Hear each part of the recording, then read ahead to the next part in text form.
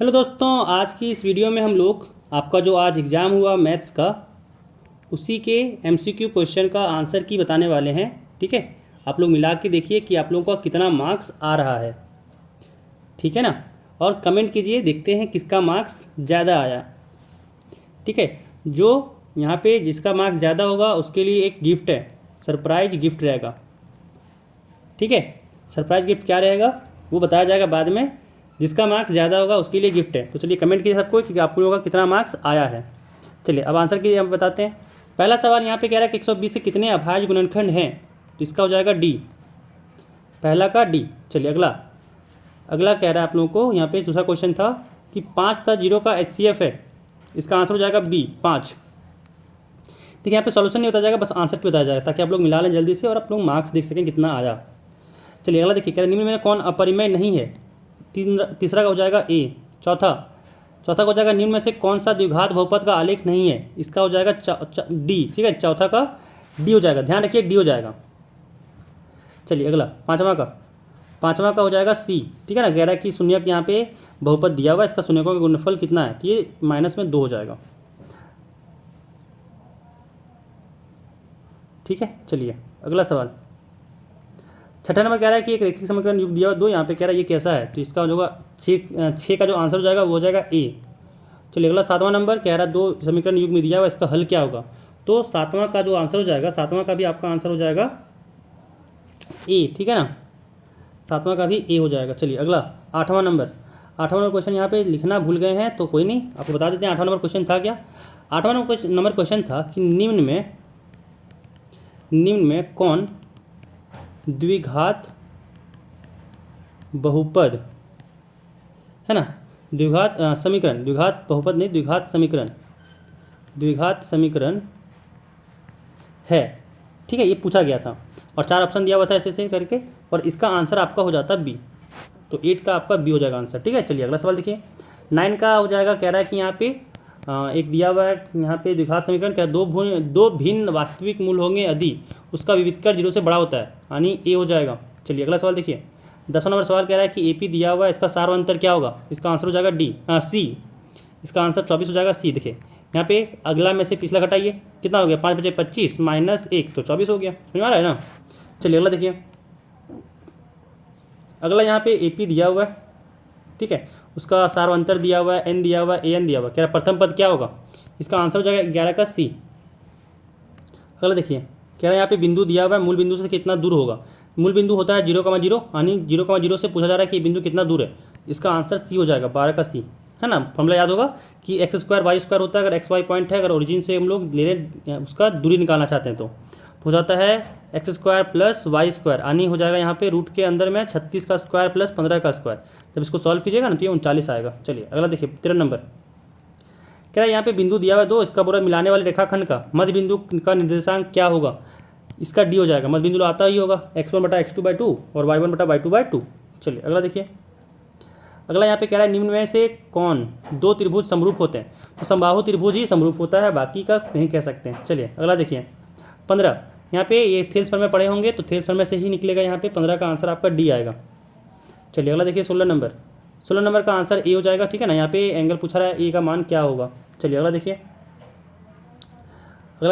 यहाँ पे कह रहा है 17 नंबर की बिंदु ओ से किसी वृत्त की स्पर्श रेखा की लंबाई 24 सेंटीमीटर है ना, तो ये पूरा वृत्त की त्रिज्या निकालना है, जो चीज़ दिया गया था यहाँ पे इसका आंसर होगा ए। 17 का ए हो जाएगा। चलिए अगला देखिए 18 नंबर। 18 कह रहा है कि वृत्त के दो बिंदुओं पर प्रतिच्छेद करने वाली रेखा को क्या कहते हैं, तो इसको कहते हैं छेदक रेखा। नाम भी प्रतिच्छेद है तो छेदक रेखा ही आएगा। ठीक है ना। चलिए अगला देखिए। अगला यहाँ पे कह रहा था कि आकृति दिया गया ए बी एक वृत्त की त्रिज्या है, दो छोटे वृत्त को स्पर्श करती है, तो जीवा ए बी की लंबाई निकालना है। यहाँ पे पाइथागोरस का यूज होता है ना, 5 और 3, यहाँ पे 5 का स्क्वायर -3 का स्क्वायर करते तो 4 होता, और डबल करते तो 8 हो जाता है इसका आंसर। तो 19 का यहाँ पे बी हो जाएगा। चलिए 20 नंबर देखिए, कह रहा है कि यहाँ पे सेक ए 5/3 है, साइन ए निकालना है, हो जाएगा 4/5। ये सवाल करवाया गया है। ठीक है ना, बोले भी थे कि इंपॉर्टेंट है, ध्यान रखिएगा। पता नहीं आप लोग ध्यान रखे थे कि नहीं रखे थे। हाँ, लेकिन सवाल में ऐसे करवाए थे कि साइन ए जो था वो 4/5 दिया था और सेक ए निकालने बोला था, इस पर उल्टा कर दिया, मतलब उस क्वेश्चन को यहाँ पे उल्टा कर दिया। चलिए अगला सवाल देखिए। कह रहा है यहाँ पे निम्न में किसका मान 0 के बराबर है, तो यहाँ पे हो जाएगा ए, tan 0 होता है 0। अगला देखिए, कह रहा है यहाँ पे कि 5 10 स्क्वायर ए माइनस 5 सेक स्क्वायर ए क्या होगा, इसका वैल्यू होगा आपका बी -5। बहुत कोई 5 मार्क के आया है, तुम लोग ध्यान ही नहीं देते हो, जो बात करते हैं उसका ध्यान ही तुम लोग नहीं देते हो, जो बात बताते हैं उसको आप तुम लोग ध्यान ही नहीं देते हो। अरे सेक स्क्वायर ए माइनस 10 स्क्वायर ए 1 होता है। यहाँ गौर से देखो ना, 10 स्क्वायर ए माइनस सेक स्क्वायर ए दिया हुआ है, ठीक है। चलो अगला सवाल देखो 23 का बोला sine theta into cot theta का व्युत्क्रम क्या है। बहुत कोई गधा लोग कॉस थीटा मार के आया है, इसका आंसर सेक थीटा होगा।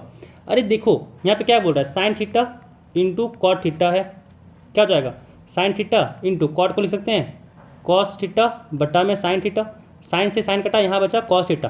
क्या यही निकालने बोला है? नहीं, इसका रेसिप्रोकल बोला है, पढ़ो ना इस पे, इसका व्युत्क्रम बोला है, मतलब इसका उल्टा, मतलब 1 बटा कॉस थीटा पूछा है, तो ये सेक थीटा होगा, यानी सी। 22 यहाँ पे 23 का सी हो गया।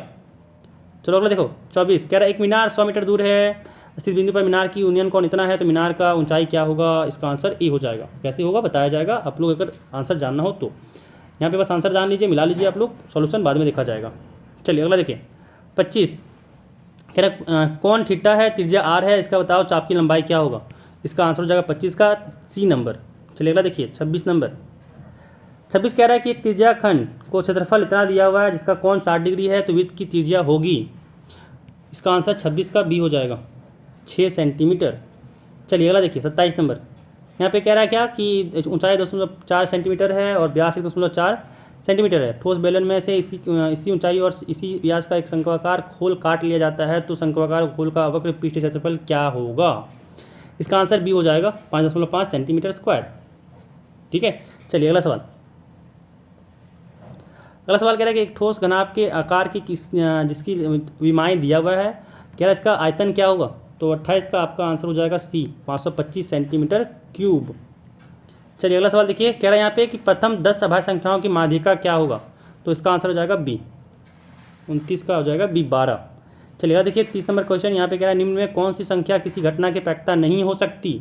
ये भी बार बार बता रहे थे कि ये सवाल कर लो आएगा, इसका आंसर बी हो जाएगा, क्योंकि जो प्रोबेबिलिटी आपका प्रायिकता होता है किसी भी इवेंट के लिए वो 0 या 0 से बड़ा और 1 या 1 से छोटा होता है। ठीक है, तो यहाँ पे देखिए -1.5 है, -1 से भी छोटा है ना, तो यहाँ पे आंसर बी हो जाएगा। तो जल्दी जल्दी कमेंट कीजिए कि आप लोगों का कितना मार्क्स आया है ना। कोई ऐसा बच्चा यहाँ पे है जो जिसका 30 में 30 आ रहा हो, है ना। चलिए इस वीडियो में बस इतना ही, मिलते हैं फिर अगले वीडियो में, तब तक के लिए बाय बाय।